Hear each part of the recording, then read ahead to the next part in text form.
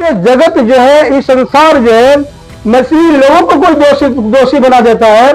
ये पैसा देकर मत बदल रहे हैं, ये धर्म परिवर्तन कर रहे हैं। मैंने उनके मुंह में एक लगता है कि दोष की पढ़ाई उनके बाप दादा ने पढ़ा है, जो पूर्वजों ने उनके दोष की पढ़ा दी कि दोस्ती लगा करके राज्य करो। परमेश्वर राज्य करने के लिए धरती पर नहीं आया था, मनुष्य को जीवन देने आया था। लेकिन यहाँ दोष लगा करके, एक दूसरों को दोष लगा करके अब तक इन लोगों ने यही काम किया, एक दूसरे को दोष लगा करके अपने काम को बनाना। यानी इसका परिणाम बड़ा बुरा होता है। ये नहीं समझते हैं कि दोष लगाने के बाद मुझे क्या होगा। अरे किसी को मैंने आज दोष लगा दिया, 2 घंटे के बाद मुझे सुख मिल गया, दोष लगा दिया, फिर कल क्या होगा, परसों क्या होगा।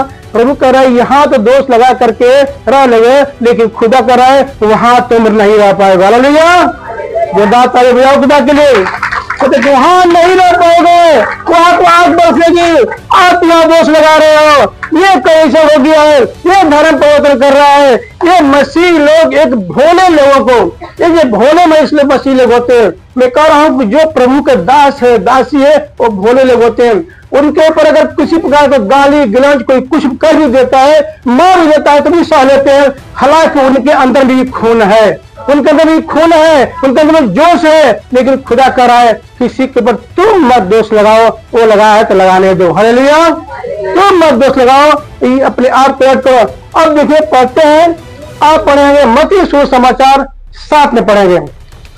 मत्ती सुसमाचार अगर 7 में अगर किसी के पास बाइबल है तो पढ़ेंगे, और जल्दी पढ़ेंगे, जल्दी से पढ़ेंगे, दौड़ कराएंगे, दौड़ कराएंगे। जाओ मत्ती सुसमाचार 7 पढ़ेंगे। प्रभु अपने वचन में क्या कर रहा है, लोगों क्या कर रहा है। दोष मत लगाओ, हाँ, कि तुम पर भी दोष न लगाया जाए, क्योंकि करेक्ट, क्योंकि जिस प्रकार तुम दोष लगाते हो, हाँ, उसी प्रकार तुम पर भी दोष लगाया जाएगा। और जिस नाप से तुम्हें नापते हो, उसी नाप से तुम्हारे लिए भी नापा जाएगा। तू क्यों अपने भाई की आँख के तिनकों को देखता है और अपनी आँख का लट्ठा तुझे नहीं सूझता? जब तेरी ही आँख से लट्ठा है तो तू अपने भाई से कैसे कह सकता है, हाँ, ला मैं तेरी आँख से तिनका निकाल दूं? हाँ, एक कपटी, हाँ, पहले अपनी आँख में से लट्ठा हाँ, निकाल ले, तब तू अपने भाई की आँख का तिनका भली भांति देख कर निकाल सकेगा। पवित्र वस्त्र कुत्तों को न दो। हाँ, रुक जाओ, रुक जाओ, रुक जाओ, बढ़िया, बंद करो, रख दो। यहाँ प्रभु कह रहा है, हे पखंडियों, हे पखंडी, हे झूठ बोलने वाले, तू तो खुद झूठा है। अपनी माँ को देख, अपने पिता को देख, उस जिस गर्भ से तू पैदा लिया है, झूठा गर्भ रहा है, इसे तू झूठा बोलने की कोशिश कर रहा है। पखंडी, तुम दूसरे को दोष मत लगा। पिता कह रहा है कि है पखंडी, जो अपने खुद को तुम्हारे अंदर दोष है, बुराई है, गंदगी है, बेविचार है, हिंसा है, ईर्ष्या है, डा है, जलन है, द्वेष है, तब तुम किसी दूसरे को दोष लगाते हो। पखंडियों, तो अपने आंख को बड़ा सही कर लो, अपने दिमाग को सही कर लो, अब दिमाग को ठीक ठाक करके बात किया करो। प्रभु कह रहा है कि दूसरे पर दोष लगाओगे, यहाँ तो दोष लगा करके कोर्ट हो जाएगा, कचहरी हो जाएगा, हाई कोर्ट हो जाएगा, सिविल कोर्ट हो जाएगा, सुप्रीम कोर्ट हो जाएगा, वहां भी न्याय होगा। लेकिन परमेश्वर कह रहा है कि सबसे सुपर कोर्ट तो मेरा परमेश्वर है। हालेलुया, वो जब न्याय करता है, वो जब न्याय करता है तो शरण नहीं मिलती है। वो झूठ बोलना, किसी को झूठा आरोप लगा करके बदनाम करना, किसी को जेल खाने में डालना, परमेश्वर कह रहा है कि झूठा बोलने वालों को न्याय तो मैं कहूंगा। और सुप्रीम कोर्ट में वो सुपर कोर्ट है, जो आकाश में पिता जो आकाश बढ़ता है, उसके औलाद को छोड़ेगा, न उसके बाप दादा को छोड़ेगा, न उसकी बेटी को छोड़ेगा, उस पर भी तमाम तरह के दोष लगाए जाएंगे। प्रभु कह रहा है, ये वचन कह रहा है, मैं नहीं कर रहा हूं, खुदा कह रहा है कि जब किसी पर तुम दोष लगाओगे तो तुम पर भी दोष लगाया जाएगा। तुम्हारी आंख में लट्ठा है, तो खुद को ठीक ठाक नहीं हो, जा रहे दूसरे को ठीक करने के लिए जा रहे हो, अपने को ढूंढते नहीं हो, मुझे क्या गड़बड़ी है, क्या गड़बड़ी नहीं है। अपनी गड़बड़ियों को ढूंढो, तब से दूसरे को दोष लगाओ। जब दोष लगाते हो तब निर्दोष होकर के दोष लगाना चाहिए। हालेलुया।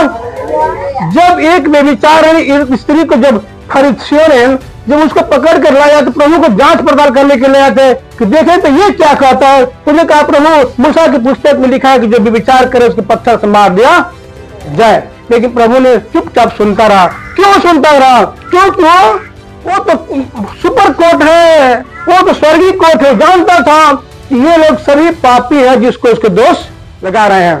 सभी लोग पापी है, पापी है। किसी का कोई पूजा कर रहा है, कोई पाठ कर रहा है, कोई परमेश्वर की अनुसूची कर रहा है कि महिमा कर रहा है, वो सबसे बड़ा सुपर पापी होगा जो उसके माँ का गर्भ और पिता का गर्भ सही नहीं होगा।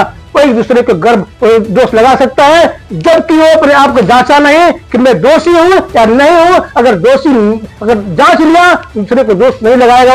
वो पहले आप को ठीक करेगा, अपनी स्थिति को ठीक करेगा। खुदा कहता है ठीक है ये तो दोषी है, लेकिन सभी लोग खड़ा हो जाओ। तो स्त्री भी बीच में वचन कहता है कि स्त्री भी बीच में खड़ी हो गई। यहाँ यीशु मसीह भी था। हालेलुया। वहां यीशु मसीह भी था, लेकिन वहां प्रभु कह रहा है कि जो निर्दोष होगा, जिसके आंख में बुराई नहीं होगी, गंदगी नहीं होगी, व्यभिचार नहीं होगा, अपनी मां गर्भ से शुद्ध जन्म लिया होगा और कभी किसी को झूठा आरोप नहीं लगा होगा, वही इसको पत्थर मारेगा। मार पत्थर। कौन? मैं कहता है पत्थर ने मारो इसको। अगर वो जानता था, वो परमेश्वर था, वो अपने मुंह को नीचा कर लिया, कुछ लिखने लगा। देखिए क्या करते हैं, फिर झुक कर निकलने लगा। फिर एक एक करके जो निकल गए, एक बार भी पत्थर नहीं मारा। लेकिन मैं कह रहा हूं, वो लोगों ने देखा कि हम तो खराब हैं भाई, हम तो बुरे हैं। फिर किसी दूसरे पर अपने आरोपियों की परमेश्वर यहाँ पर जांच पड़ताल कर रहा है। खुदा यहाँ पर न्याय हो रहा है, खुदा न्याय करना है। परमेश्वर झूठे उसको कोई पत्थर मार देते हैं। अगर पखंडी होते, पखंडी पकड़ के लाए थे, लेकिन पखंडी सब भाग गए। इसी तरह से जो पखंडी लोग देश के अंदर में फैले हुए हैं, हर जगह फैले हुए हैं, हर जगह नेट पर फैले हुए हैं, हर जगह फैले हुए हैं। पखंडियों का यहाँ एक पढ़ाई हो रही है कि झूठ बोलो, इसको फंसा दो, क्योंकि तो बढ़ने वाला है नहीं। सत्य तो हमेशा बढ़ता है। लिखा है कि सत्य को जानो, सत्य तुम्हें आजाद कर देगा। सत्य ही आजाद करता है, कोई झूठ तो आज तक आजाद ही नहीं किया। झूठ बोलने वाले एक पीढ़ी, दूसरे पीढ़ी, तीसरे पीढ़ी में खत्म हो जाते हैं। वो पीढ़ियां तो कुछ दिन के बाद खत्म हो जाती है। इसलिए प्रभु कह रहा है कि तुमको भी जवाब दिया जाएगा, तुमको जवाब दिया जाएगा। दोष लगाओगे, तुमको भी दोष दिया जाएगा। और जिस नाप से नापते हो, जिस तरह से तुम किसी को बुरा देखते हो, गलत देखते हो, विचार कर देखते हो, और तुम अपने को नहीं देखते हो। अगर तू अपने को देख लेता कि मैं बुरा हूं, तो दूसरे को बुराई नहीं करता। अगर तू देख लेता कि मैं सच्चा हूं, ईमानदार हूं, झूठा नहीं हूं, तो दूसरों की जिंदगी को बचा लेता। तो इसलिए प्रभु ने दूसरों की जिंदगी को बचाने के लिए आया था। आप पढ़ेंगे, फिर पढ़ते हैं, देखते हैं। प्रभु का ये वचन है, ये आप पढ़ेंगे 6:14, 6:14, इसी को 6 पढ़ेंगे। 6:14 जल्दी पढ़ो। इसलिए हाँ। यदि तुम मनुष्य के अपराध क्षमा करोगे, हाँ। तो तुम्हारा स्वर्गीय पिता हाँ। भी तुम्हें क्षमा करेगा। हाँ। और यदि तुम मनुष्यों के अपराध क्षमा न करोगे, तो तुम्हारा पिता भी तुम्हारे अपराध क्षमा न करेगा। हालेलुया। यहाँ परमेश्वर इस बात को स्पष्ट कर रहा है, कोई मनुष्य नहीं था। वो यीशु मसीह साधारण आदमी नहीं था, एक मनुष्य बनकर आया था। उसके अंदर में पावर था, ताकत थी। वो हवा के रूप में बदल जाता था, कितने बदल जाता था। उसको कोई पहचान नहीं पाता। कहता है कि अगर तुम एक मनुष्य हो, एक मनुष्य का पाप क्षमा करोगे, तो तुम्हारा भी पाप क्षमा किया जाएगा। क्योंकि जवाब परमेश्वर देगा। अगर क्षमा नहीं करोगे तो तुम्हारे पाप क्षमा नहीं किए जाएंगे। प्रभु कह रहा है हर लोग पापी है, इसलिए कि दूसरे को कुछ बोलने से पहले ही जान जानना चाहिए कि मैं कैसा हूँ। अगर मैं अपराधी हूँ तो परमेश्वर से क्षमा मांगो कि खुदा मैं अपराधी हूँ, मैंने पाप किया है, मैंने गुनाह किया है, मैंने व्यभिचार किया है, मैंने चोरी किया है, मैंने हत्या किया है, मैंने मूर्ति पूजा किया है, आपके विरुद्ध मैंने चला हूँ। परमेश्वर मैं पापी हूँ, इसलिए परमेश्वर तू मुझे क्षमा करो। वो अपने पाप को पहले क्षमा कर ले, अपनी आंख का लट्ठा का निकाल ले, अपनी आंख की बुराई को निकाल ले। लिखा है कि तब तुम अपने भाई की बुराई को निकालोगे। जब खुद बुरा हो तो दूसरे की बुराई को निकाल नहीं सकते हो। और इस बात करें, आज पूरे दुनिया के अंदर में यही लगा रहा था, अगर कोई बुरा है, अगर पौलुस कहता है, पौलुस का नाम था साउल, पहले साउल था। पौलुस कहता है कि सबसे बुरा तो नहीं, हालेलुया, सबसे बुरा खतरनाक तो मैं हूं, सबसे पापी तो मैं हूं।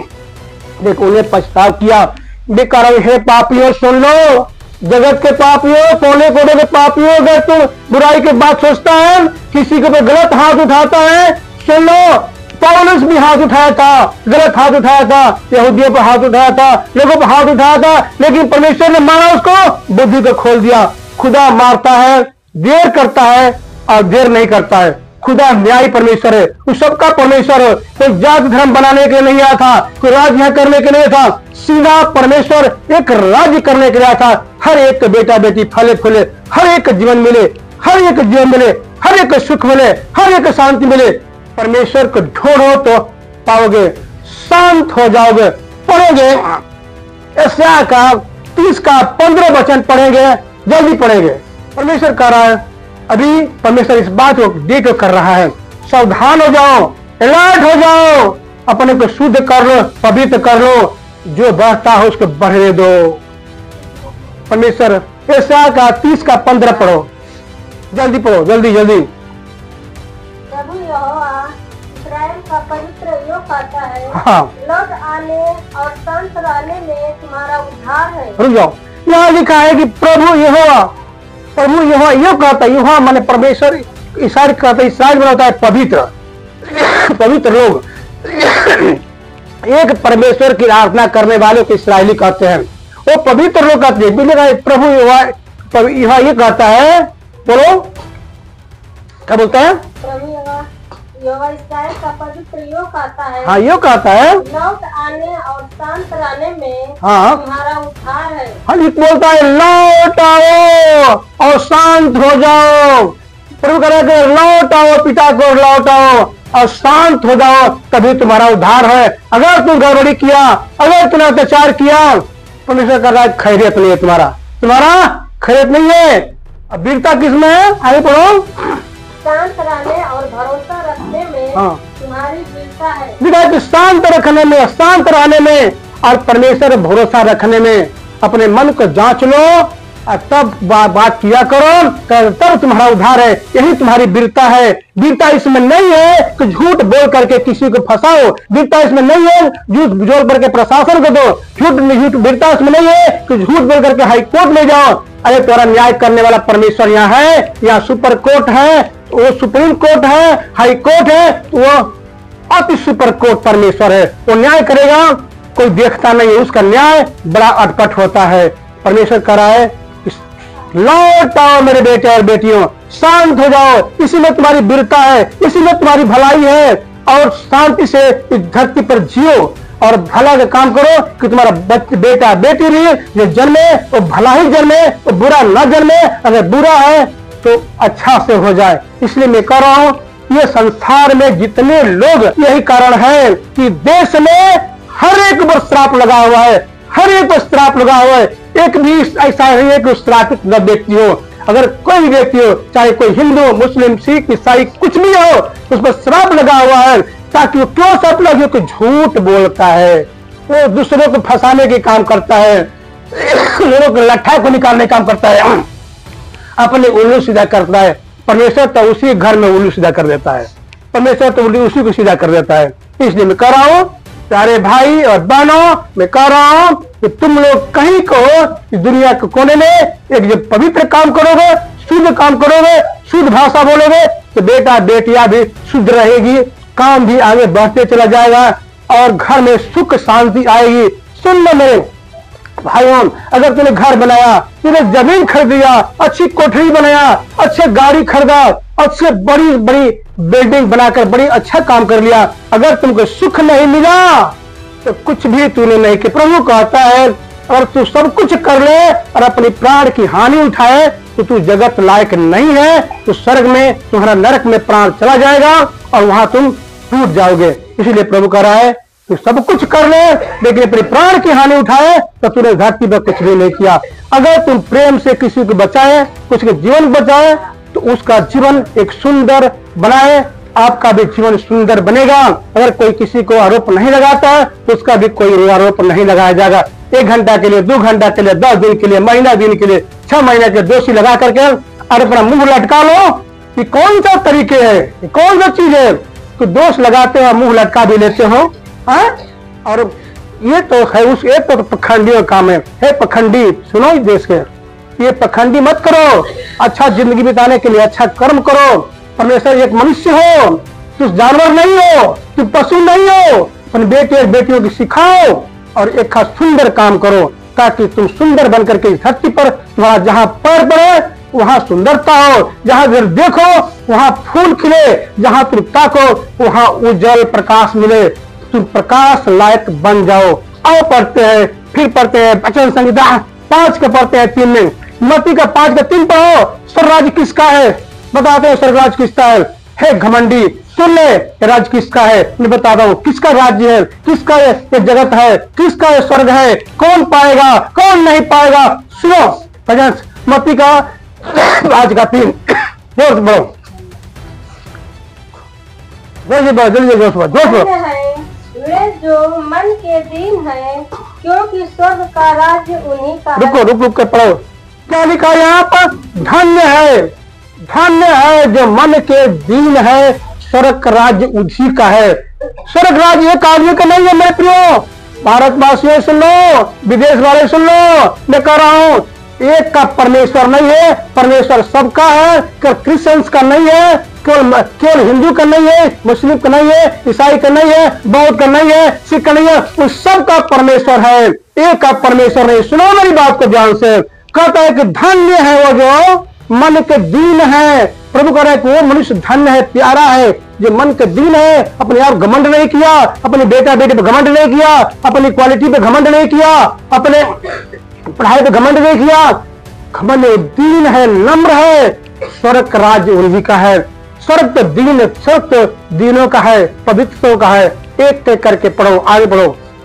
धन्य है वे जो शोक करते हैं, अब सुनो, अब क्या? क्योंकि वे शांति पाएंगे। हाँ यहाँ लिखा है, फिर कह रहा है कि धन्य है शोक करते। शोक का मतलब होता है शोक करना, पछतावा करना, क्योंकि शांति पाएंगे। शांति कब नहीं मिलती है? जब शांति नहीं मिलती है, जब मन घबराता है, बेचैन रहता है, बेटा बेटी सब उदास कुचाल चलते रहते हैं, सब कुछ रहते हैं, घर में अकेला होता है, वो तो शोक करे कि शोक करते हैं। दूसरे पर शोक करे, दूसरे पछतावा करे, अपने आप को पछतावा करें। जब पछतावा करोगे अपनी पापों का, दूसरे को शोक करोगे, पछतावा करोगे, तो प्रभु का तुम्हें भी शांति मिलेगी, सुख मिल जाएगा, आनंद मिल जाएगा। दूसरे के लिए शोक करो, पछतावा करो, वो दुख में है, वो तकलीफ में, दूसरे के दुख को समझो प्रियो, तब तुम्हें शांति मिल जाएगी। दूसरा पढ़ो जल्दी से। धन्य है वे जो नम्र है, क्योंकि वे पृथ्वी के अधिकारी होंगे। यह करे कि नम्र की बात कर रहा है कि पृथ्वी के अधिकारी होंगे। कौन है नम्र है? वो नम्र आदमी होगा, शांति वाला आदमी होगा, धीरज वाले आदमी होगा, बुद्धिमान होगा, शांति से किसी से बात करता होगा, नम्रता से विचार करता, कहता है पृथ्वी के अधिकारी होंगे। पृथ्वी का अधिकारी कौन बनता है? देश का अधिकारी कौन बनता है? जो अंदर में नम्रता है, ज्ञान है, बुद्धि है, शांति है, कोई अधिकारी बनता है जो न्याय कर सके। हालेलुया। जल्दी आगे पढ़ो, थोड़ा पढ़ो। वे जो धार्मिकता के भूखे हैं, हाँ। भूखे और प्यासे हैं, हाँ। क्योंकि वे तृप्त किए जाएंगे। यानी कि धन्य हो पुरुष, धन्य हो स्त्री, धन्य लोगों जो धार्मिकता के भूखे और प्यासे हो। धार्मिकता का भूखे और प्यासे का मतलब होता है, धर्म का मतलब होता है। बहुत लोगों ने देश के पता नहीं किस स्थिति में पढ़कर आए। धार्मिकता के सुन लो देशवासियों, सुन लो मेरे लोगों। धर्म का मतलब होता है रास्ता दिखाना, धर्म का मतलब होता है रास्ता दिखाना, धर्म का मतलब होता है सही मार्ग पर चलाना। धर्म का मतलब होता है एक दूसरे को सही मार्ग, सही दिशा देना, इसको धर्म कहते हैं। लिखा है धन्य लोग, धर्म के लिए पढ़ो। धन्य है वे जो धार्मिकता के भूखे। हाँ, धार्मिकता के भूखे हैं, सही मार्ग दिखाने के लिए भूखे हैं, उसको फंसाने के लिए भूखे नहीं है, उसको सही मार्ग दिखाते हैं, वो धन्य है। वो क्या होंगे? वो तृप्त किए जाएंगे, बुलाए जाएंगे। कहाँ? स्वराज में बुलाए जाएंगे, समाज में बुलाए जाएंगे, परिवार में उसको सब कोई पूछेगा, वहाँ वो बुलाए जाएंगे। फिर आगे बढ़ो जल्दी से। धन्य है वे जो दयावंत है, क्योंकि उन पर दयावंत है। प्रभु कह रहा है कि धन्य पुरुष है, बहुत धन्य पुरुष है, महान है, उसके अंदर दया का भाव है। जो गरीब है, लाचार है, बीमार है, परेशानी में है, दिक्कत में है, वो कहीं जा करके वो अपना सुख शांति पा रहा है, उसको वहां सुख मिल रहा है, परमेश्वर सुख दे रहा है, आनंद दे रहा है, तो वो धन्य पुरुष है जो वो दया करता है उसके ऊपर, उस पर दया आती है, तरस आता है, तरस खाता है, उसके ऊपर कुछ पैसे रुपया तो वो बहा भी देता है, उसका दान भी देता है। वो क्या किए जाएंगे? उन पर दया की जाएगी, क्योंकि वो दयावंत है। तुम्हारे बेटे पर, बेटियों पर, नाती पर, पोते पर तुम मर जाओगे, चले जाओगे जमीन के अंदर में, तब भी तुम्हारे बेटा बेटी दया के पात्र होंगे। हालेलुया, जोरदार ताली बजाओ खुदा के लिए। हाँ, और बताओ धन्य है वे जिनके मन शुद्ध है, हाँ, क्योंकि वे परमेश्वर को देखेंगे। हालेलुया, यहाँ लिखा शुद्ध मन, शुद्ध मन उसको कहते हैं। अरे शुद्ध मन उसको कहते हैं, धन्य है जो मन शुद्ध है। शुद्ध मन उसको कहते हैं जब सोना को जब हम जला देते हैं, जब सोना को जब जलाते हैं, जब जलाते हैं आग में, तो वो शुद्ध हो जाता है। इसी तरह से मनुष्य शुद्ध है, पवित्र है, निष्कलंक है, कोई पाप नहीं किया है। अब उसके माता पिता भी अगर पाप नहीं किए, जन्माए हैं, वो अच्छा से उसका जन्म पालन पोषण हुआ है, उसका मन शुद्ध है, पवित्र है, उसमें कोई प्रकार गड़बड़ी नहीं है, किसी प्रकार का द्वेष नहीं है, किसी प्रकार जलन नहीं है, किसी प्रकार की ईर्ष्या नहीं है, किसी प्रकार का पैस नहीं है, वो क्या हो जाएंगे? अरे बोले धन्य है वे जिनके मन शुद्ध है, क्योंकि वे परमेश्वर को देखेंगे। वो परमेश्वर को देखेंगे। शुद्ध मन वाले, पवित्र मन वाले, वही परमेश्वर देखेंगे। यहाँ क्या चलता है? यहाँ ये चलता है ना, नहा लो, पानी में नहा लो। अरे पानी में नहाने से, गंगा नहाने से, कुंभ नहाने से मन पवित्र नहीं होता है, मोक्ष नहीं मिलती है, तन शुद्ध होता है, शरीर शुद्ध हो जाता है, शरीर का मैल की चेहरे भाग जाती है, मन की जो मानसा है वो खत्म हो जाती है, जो हमने नहाया है शुद्ध हो गया है। अरे मोक्ष तो तभी होगी जब परमेश्वर के सारे काम जो मैं बता रहा हूं पीछे वो करोगे, तब मोक्ष होगी। जान लो मेरे देशवासियों, तब मुक्ति मिलेगी, तब शांति मिलेगी। और बताओ, जल्दी बताओ, जल्दी बताओ। धन्य है वे जो मेल कराने वाले हैं, हाँ, क्योंकि वे परमेश्वर के पुत्र कहलाएंगे। धन्य है जो मेल कराने वाले। मेल कराने का मतलब ये होता है तो कोई बीमारी है, कोई फंसा हुआ है, आप परमेश्वर के राज्य में मेल कराते हैं, परमेश्वर के लोगों को मिलाते हैं, परमेश्वर के लोगों को गरीब लोगों को बताते हैं, सही रास्ता बताते हैं। वो परमेश्वर यीशु मसीह यहाँ परमेश्वर से बताने के लिए आया था। खुदा स्वर्ग में मैं पृथ्वी पर आया हूँ, वो परमेश्वर से मेल कराने, परमेश्वर ने, यीशु मसीह ने लोगों से मेल कराया। किससे? लोगों से, परमेश्वर से मेल कराया। कहते वो स्वर्ग राज्य में पिता की फल को देखेंगे और रहेंगे। धन्य है वे जो धार्मिकता के कारण सताए जाते हैं, हाँ, क्योंकि स्वर्ग का राज्य उन्हीं का है। हाँ, लिखा है कि धन्य है लोग जो धार्मिकता के कारण, यानी किसी को आप धर्म का काम करते हैं, किसी कपड़ा दे दिए, कोई बीमार लाचार दे दिए, या रास्ते चलते कुछ दे दिए, या मान लीजिए कोई गरीब परिवार को देखते हैं, कोई बहन बेटी को कोई कपड़े नहीं है, दे देते हैं, तो आप धर्म का काम करते हैं। कोई कहता है एक के पास बहुत पैसा बा, हमेशा बांटत रहता, एक लगे बहुत पैसा बांटत रहता, मैंने वो आपसे जलन करता है। आप एक धर्म का काम करते हैं पर वो जलन करता है। प्रभु क्या कह रहा है? आगे बढ़ो। धन्य है वे तुम जब मनुष्य मेरे कारण तुम्हारी निंदा करे और सताए और झूठ बोल कर तुम्हारे विरोध में सब प्रकार की बुरी बातें कहे, तब आनंदित और मग्न होना। प्रभु यह कह रहा है कि आनंदित और मगन कब होना प्रियो? कब होना? जब मेरे कारण, मेरी पवित्रता के कारण, मेरी शुद्धता के कारण, मेरे भले आदमी होने के कारण अगर तुम्हें कोई सताता है तो तुम उसको सह लो। मेरे कारण, तुम धार्मिकता के कारण कोई तुमको झूठ बोल करके सताता है, झूठ बोल करके तुम्हारे कलंक लगाता है, झूठ बोलकर तुम्हारे ब्लेम लगाता है, और फिर वो हार जाता है। प्रभु कह रहा है कि वही जो है वो वही परमेश्वर के राज्य प्रवेश करेंगे, वो आनंद मनाएंगे। उसके लिए एक बड़ा फल है। ये फल कहाँ है?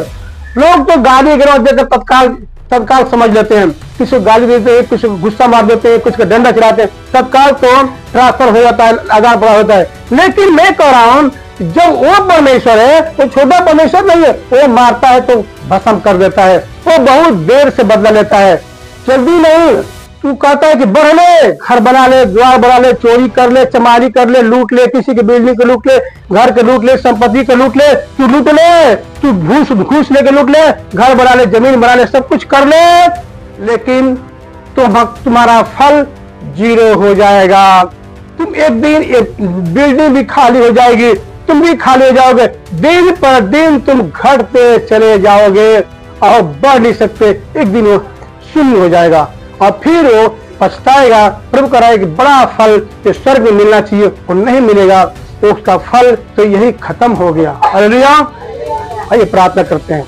अभ्यास बने सभी लोग हाथ उठाएंगे, जोरदार तालियां बजाओ खुदा के लिए, और जोरदार तालियां मिलता है खुदा के लिए बजाओ, और जोरदार तालियां परमेश्वर के लिए हाथ उठा बजाओ, बजाओ तालियां बजाओ पिता के लिए चलाओ। राज में परमेश्वर धन्यवाद करता है मेरे प्रभु जी। शांत हो जाओ।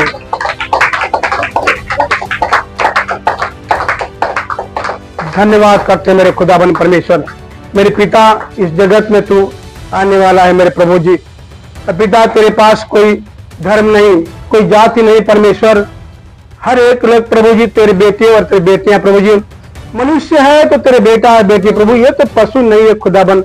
लेकिन प्रभु मैं धन्यवाद करता हूँ जितने लोग देश में, विदेश में, गांव में, नगर में, शहर में, ब्लॉक में जितने लोग खुदाबंद प्रभु गलती करते हैं परमेश्वर, मैं प्रार्थना करता हूँ उन गलतियों की क्षमा करके एक सही मार्ग सही दिखा प्रभु जी, ताकि उन लोगों का जीवन बदले परमेश्वर, उन लोगों की बुद्धि खुले प्रभु जी और सत्य मार्ग और सत्य जीवन को पहचाने परमेश्वर पिता। और मैं धन्यवाद करता हूँ हमारे बीच में प्रभु जितने लोग उपस्थित है खुदाबंद, जितने बात में महत बहने हैं, जितने भाई प्रभु जी अपने काम धंधे को छोड़कर खुदाबंद तुझे ढूंढने के लिए आए, तुझे पाने के लिए आए, तेरे वचन सीखने के लिए आए प्रभु। इन लोग के बेटे बेटियां सब फलते फूलते चले जाए, इनके घर में नौकरी फिक्र, मेरे घर द्वार खेती बाड़ी पशु प्राणी बढ़ते चले जाए, इनकी बेटियां फले फूले आनंद से भरती चले जाए। तो जितने लोग मुझे देख रहे हैं, ऑनलाइन देख रहे हैं खुदाबंद, उतने लोग खुदाबंद मैं प्रार्थना करता हूँ सबको पिता में सबके बेटे और बेटियां फलते फूलते जाए, आनंद मनाते जाए प्रभु जी। प्रार्थना करते हुए हर एक तरह से लोगों को पिता शांति सुख मिले पवित्र आत्मा जी, सुख समृद्धि मिले पवित्र आत्मा जी। मैं प्रार्थना करता हूँ मेरे प्रभु अनंत काल खुदा है बढ़ते चले जाए, धन्य बढ़े, संपत्ति में बढ़े, खिदानी में बढ़े। प्रार्थना करते जी उनकी जगह नहीं है, जगह मिले, किसी घर नहीं है, घर बने, इसकी रोजी रोजगार नहीं है, तुम्हें पिता तू रोजी रोजगार दे प्रभु, क्योंकि तूने एक मनुष्य बनाया है तो रोजगार भी भोजन भी देने के लिए तैयार है प्रभु जी। कहता है कि मैं एक मनुष्य हूँ, विश्वास कर तू एक मनुष्य है, मैं तेरे पिता हूँ, मुझे याद है कि तुम्हें रोटी की जरूरत है परमेश्वर, हर एक को रोटी प्रदान कर खुदाबंद। जितने लोग आए प्रभु जी उतने लोगों को पवित्र आत्मा टच कर खुदाबंद ब्लेस करता हूँ, आजाद करता हूँ, सब फ्री हो जाएगा मसीह के नाम में, आमीन।